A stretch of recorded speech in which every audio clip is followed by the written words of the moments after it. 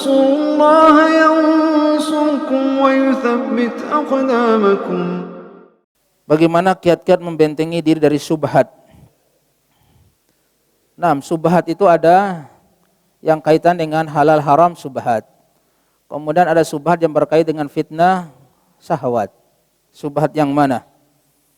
Kalau yang berkaitan dengan subhat sebagaimana sabda Rasulullah SAW, innal harama bayyinun wal halalu bayyinun wa bainahuma mustasbihat.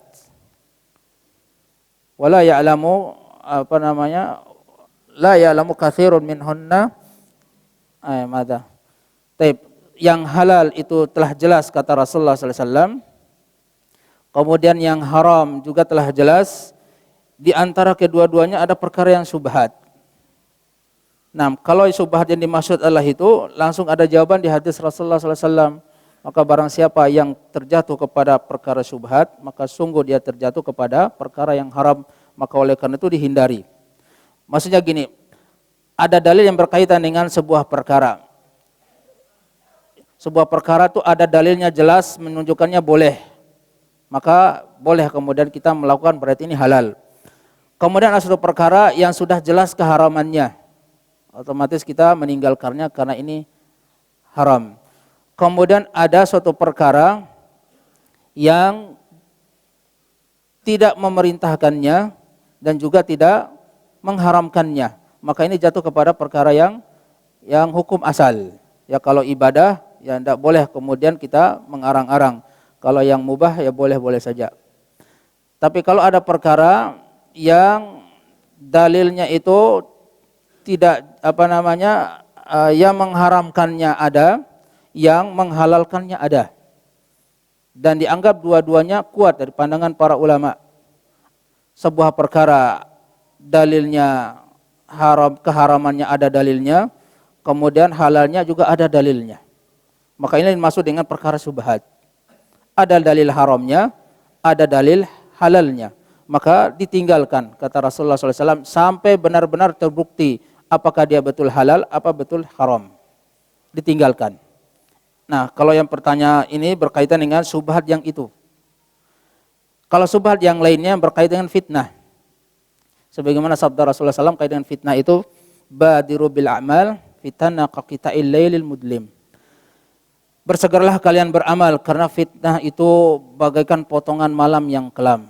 Nah, disebutkan oleh para ulama fitnah ini ada dua bentuk, fitnah subhat dan fitnah syahwat. Nah, kalau yang berkaitan dengan masalah ini, subhat dan syahwat, itu bagaimana cara kita menyikapi akal kita terhadap syariat dan terhadap nafsu. Ketika akal kita melebihi syariat, maka pasti akan terjerumus kepada subhat. Ketika nafsu kita melebihi akal kita, maka akan terjatuh kepada syahwat. Karena khusus yang berkait dengan subhat, maka yang pertama akal kita tidak boleh melebihi syariat. Bagaimana caranya yang belajar?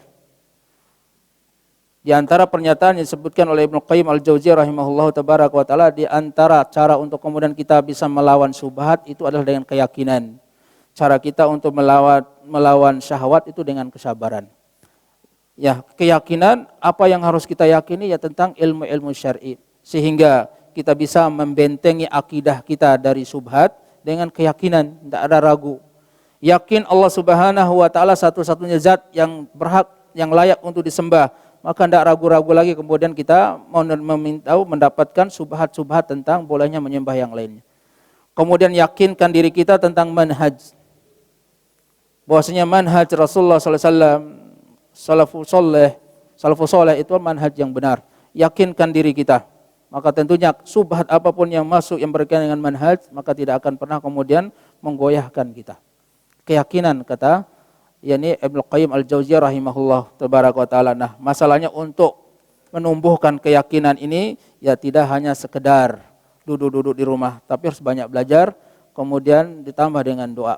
Ya, di antara doanya banyak, ya muqallibal qulub tsabbit qulubana ala dinik, atau Rabbana la tuzigh qulubana ba'da idh hadaitana wa hab lana min ladunka rahmah innaka antal wahhab.